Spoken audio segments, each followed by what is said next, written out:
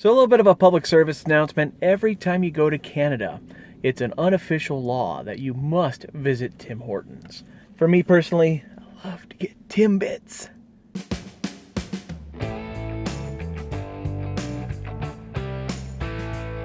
I'm Gary, and this is Coasting with Culture. I like to combine theme park visits and riding roller coasters with various cultural experiences around the world. This vlog is the beginning of a road trip that starts from my home near Seattle and eventually gets to Calgary in Alberta, Canada, for the Calgary Stampede. The first day's drive offers a very scenic look through British Columbia, getting to see a historic Canadian railroad location, and taking a ride on a single-rail alpine coaster in the town of Revelstoke. I left my condo just south of Seattle and began this road trip in typical Seattle weather. While July usually offers better weather, this was a particularly wet and rainy year for us in the Pacific Northwest. After a little bit of downtown traffic, it was pretty easy driving for much of the way to the border, taking Interstate 5 much of the way there. This is the easiest route to the Canadian border, especially if you're going to drive from Seattle to Vancouver.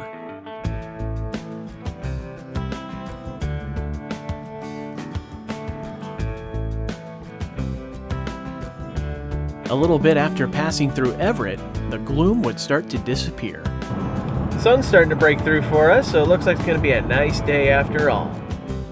As you roll into the Skagit Valley area, you'll find various reminders of being in an area of Western Washington's agriculture. Every year, this region hosts an annual tulip festival in the spring.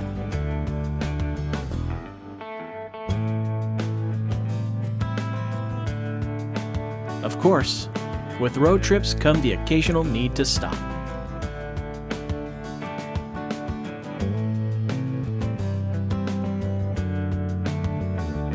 Let's continue.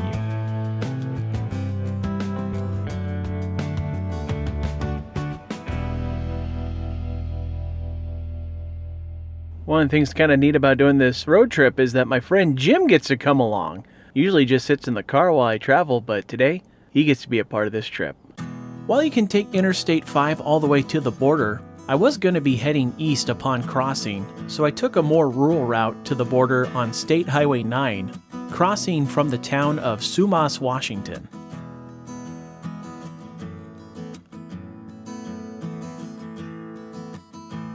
Once I got into Canada, it was just a few kilometers to hop on the Trans-Canadian Highway.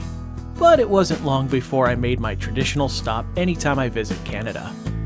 So a little bit of a public service announcement. Every time you go to Canada, it's an unofficial law that you must visit Tim Hortons.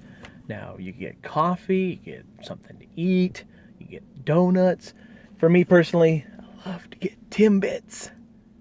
The great thing about Timbits is you get to choose the variety. In my case, I went with the chocolate, the old-fashioned glazed, which looks like kind of a cake donut, and also got some birthday cake. So they have a variety of flavors to choose from. Just absolutely delicious.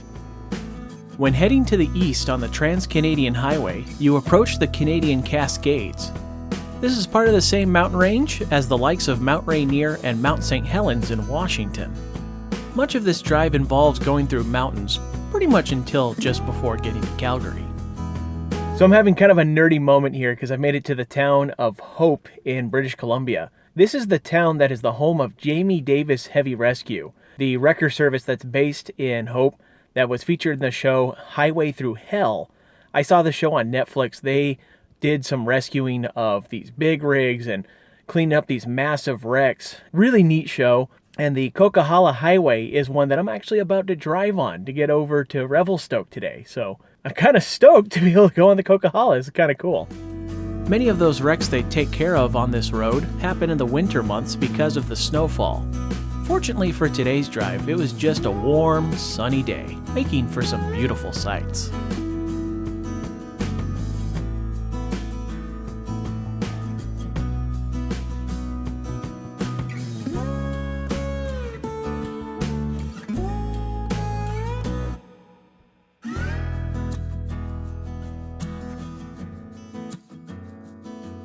crossing through the pass on the Coquihalla, you come into the Nicola Valley, going through the town of Merritt, and eventually to the larger city of Kamloops.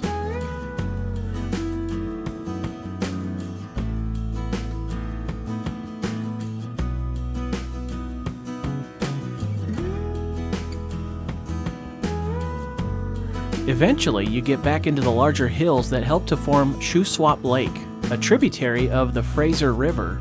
I gotta tell you, the Trans-Canadian Highway is interesting because, unlike most of our interstates where it stays pretty much a freeway the entire time, the Trans-Canadian Highway does change as it goes. It becomes more of a local highway, sometimes two-lane road, and then at other times more of a freeway like we think of with the interstates.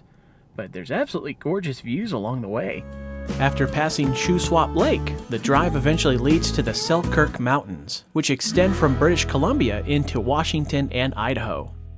Going into this area, I discovered a historic site that I had no idea was here.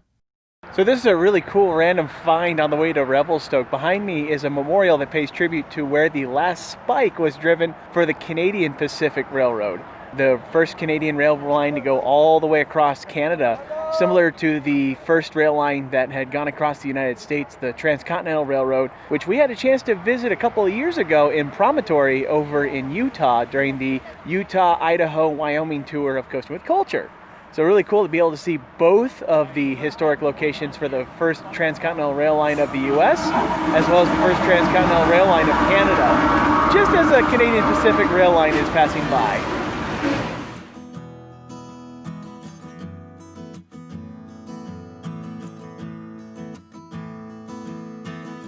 With the Selkirks getting taller, it meant that I was getting closer to Revelstoke.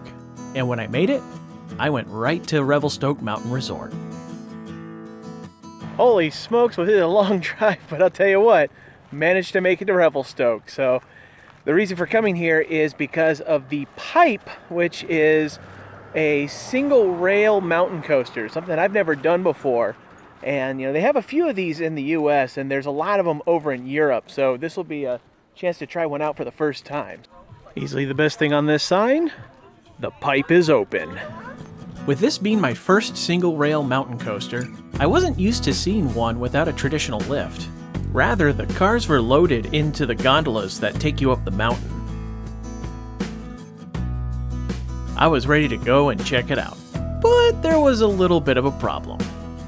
So I got a little over anxious and headed right over to the tram forgetting I need to get a ticket. And those get picked up at guest services right by the front. So if you're going to do the pipe, get your ticket first. With my ticket for a ride secured, it was time to head up the mountain on the gondola, which offers some excellent views along the way.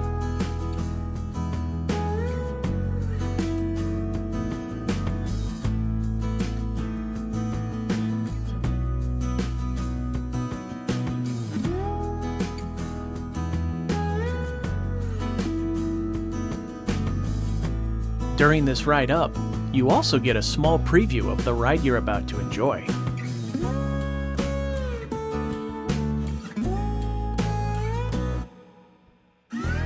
Made it to the top here in Revelstoke for the pipe and getting a look around the area with the surrounding mountains. Holy smokes, this is absolutely gorgeous out here. From this gondola level, we've got the beginning of the pipe. See, it goes straight down there. And it goes right into that dugout tunnel there right under the road. And it continues down. Taking a look at it from the gondola. Holy smokes, this thing looks like it's gonna fly. Can't wait to try it. While you could take the gondola back down, that doesn't seem like it would be quite as much fun.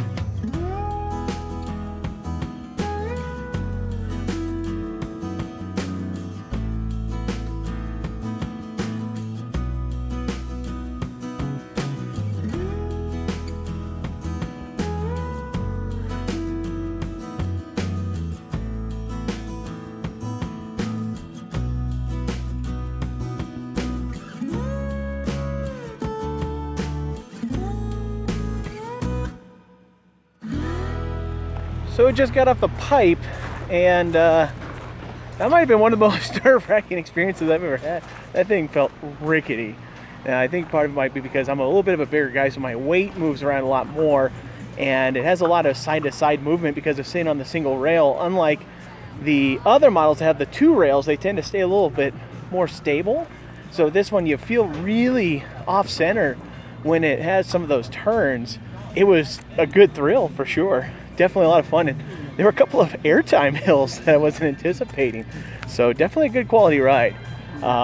Certainly worth the experience to try it out, and probably do more of them as I get a chance to try them out, but that made me uneasy. After getting the new credit, it was time to head back into town for some exploring and food. In the summer months, Revelstoke sets up a pedestrian-only area where you can enjoy an evening of music. You can also visit the shops and restaurants that are found in this square in the shadows of the mountains.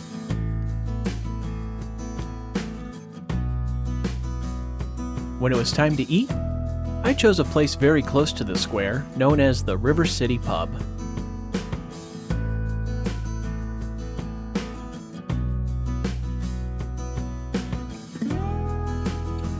The pub is found next to the Regent Hotel and offers a variety of beers from local breweries, including their own. River City Pub Brewing Lager. Prost.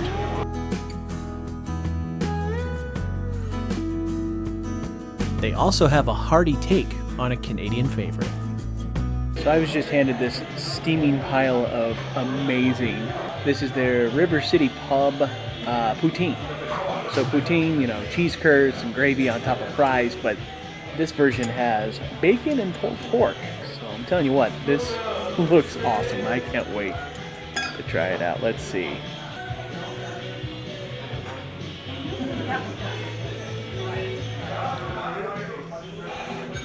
It's delicious.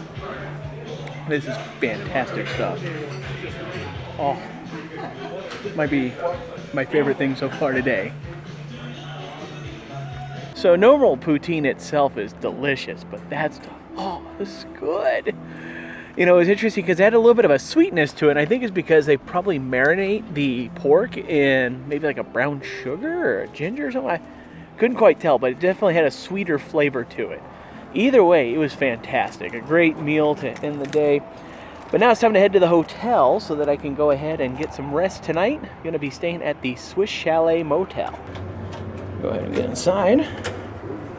Then we go up the stairs.